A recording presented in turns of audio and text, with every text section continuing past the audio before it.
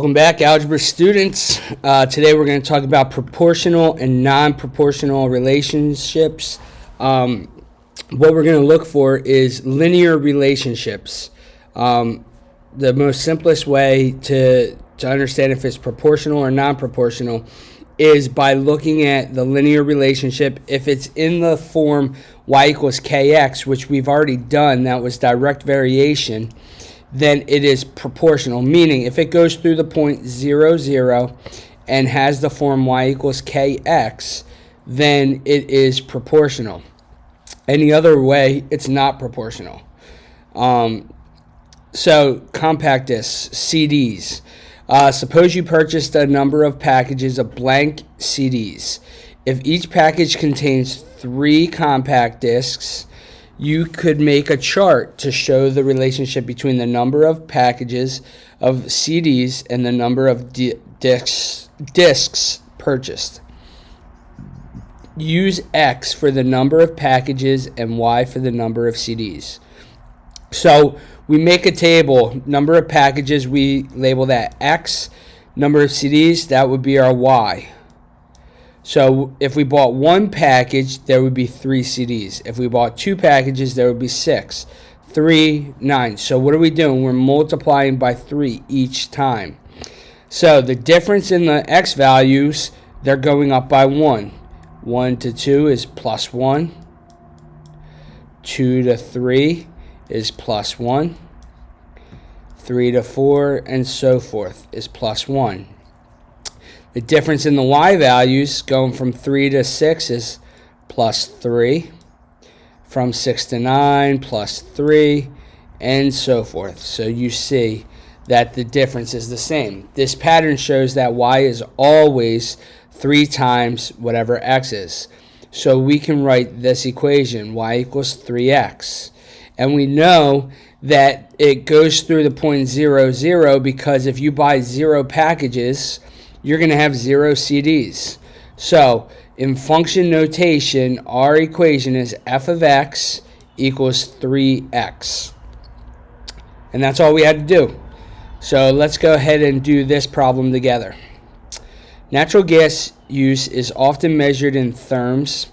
The total amount a gas company will charge for natural gas use is based on how much natural gas a household uses. The table shows the relationship between natural gas use and the total cost. The first thing I want you guys to notice, if I use 0 therms of gas, how much is my price? It's going to be $0. So that means it goes through the point 0, 0. So we have our first stipulation met. It's going to go through the point 0, 0. Next thing I want to look at is if our gas used is our X coordinate and our total cost is our Y. We want to see if the difference is the same. So to go from 1 to 2, it was plus 1. From 2 to 3, it was plus 1. And 3 to 4, plus 1. So the common difference is plus 1. Now let's look at our X's, or our Y's, from $1.30 to $2.60, it was plus 1.30. From 260 to 390 is plus 1.30. And from 390 to 520, again, is plus 1.30. So, what can we graph the data? Let's graph the data. We start off with our first point was 0, 0. 1 was $1.30, so we'll put it right there.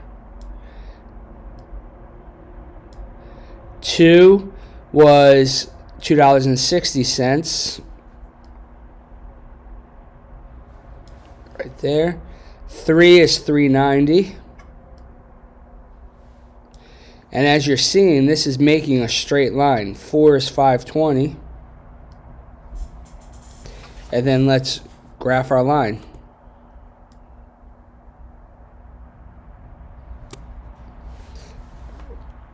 So right there, what can you deduce from the pattern that the relationship between the number of therms used and the total cost. What we can deduce is that it is proportional. And that's all you have to put. It is proportional. And I'll change the color to red so it shows up. Next thing, it says write an equation to describe this relationship. Well, we know that our equation, and they want it in function notation, so instead of writing y, we're going to write it as f of x. Alright, so f of x, our function in regard to x, which is y, equals 1.3 times x, and that is our function. Next thing, it says use the function to predict how much it will cost if a household used 40 therms. So we're going to say f of x is 40, so I'm going to put 40 here. So the function of 40 equals 1.3 times 40. And 1.3 times 40, go ahead and use your calculator. 1.3 times 40 is 52. So it would be $52.